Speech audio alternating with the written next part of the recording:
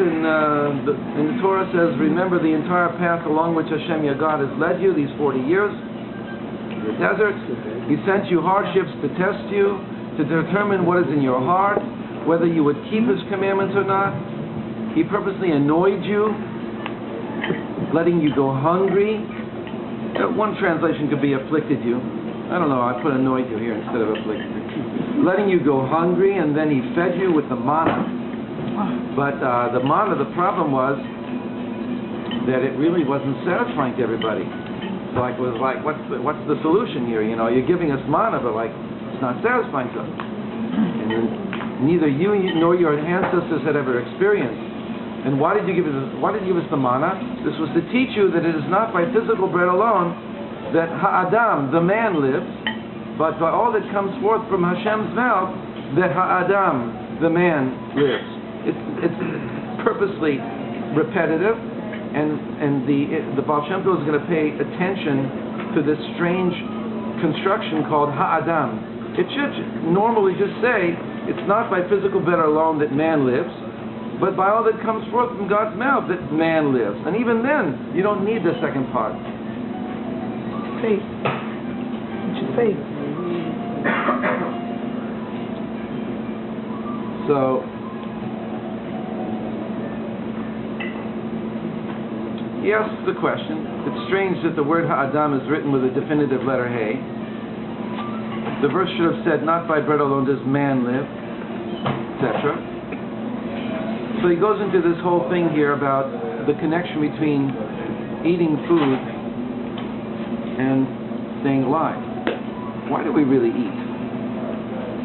So some of us are still eating, some of us have already eaten. Why do we eat? So the answer, of course, simply is in order to stay alive. What's your problem? But the Baal Shem Tov, being a great master, he wants to get us kind of on the inside level, like, you know, what's going on really with food? What is there in this food that makes us that maintains our physical existence?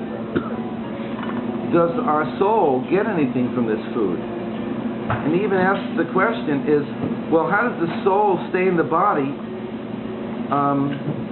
When you eat, the body and the soul stay together, but when you stop eating, the soul decides to leave the body.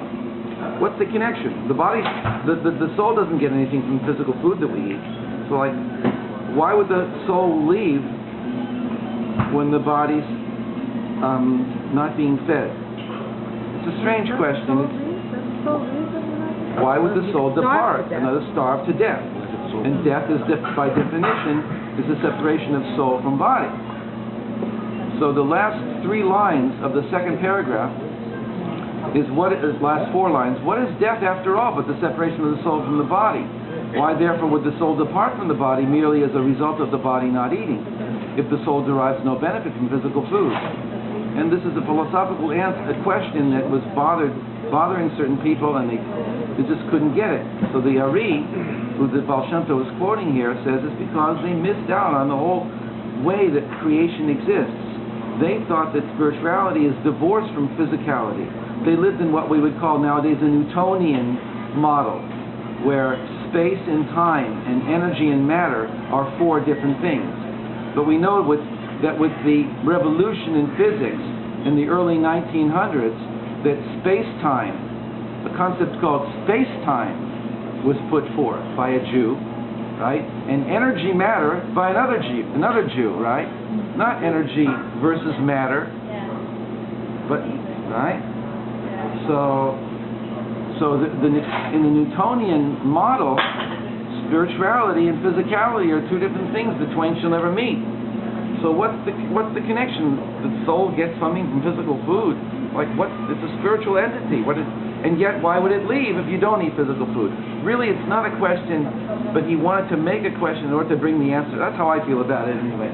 It's like, you think about it a little bit, it's like, it's a foolish question. But he wanted to bring out something beautiful. 3rd paragraph. The Ari answered, however, that they were lacking in the understanding of the spiritual root or basis of creation. Our sages enlightened us about this when they taught that the world was created with 10 utterances, 10 energy or sound frequencies. Right? The world was created with sound frequencies. God brought a physical world into existence by speaking the world into existence, which we're saying here is called sound frequencies. It's what we're going to get from this is that physicality is being maintained constantly by a sound frequency, which is a spiritual thing, but it's an interface between spiritual and physical. It's not one or the other.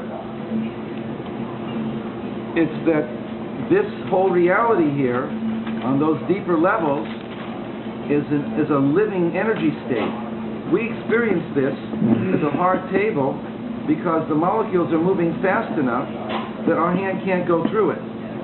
It's like a fan that's moving so fast. Really, it's interesting.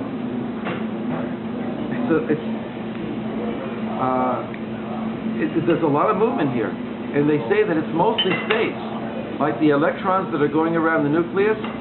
Like, they're going really fast, and they're creating an electromagnetic force field, and that's what we're feeling. But really, matter is not what we think it is, not what we experience it to be. Physics is telling us, and it goes along with the ancient spiritual teachings, as physics is telling us that basically it's pulling the rug out from the materialistic view. Materialism in the 19th century said the world is matter, and they used science to support their view. And then scientists started to go a little bit deeper and said, whoa, it's not physical. But the materialist says, we're not listening to you. The world is still physical. But wait a second. At first, the materialist and the physicist were working together. Whatever the case, you see that there's a dividing of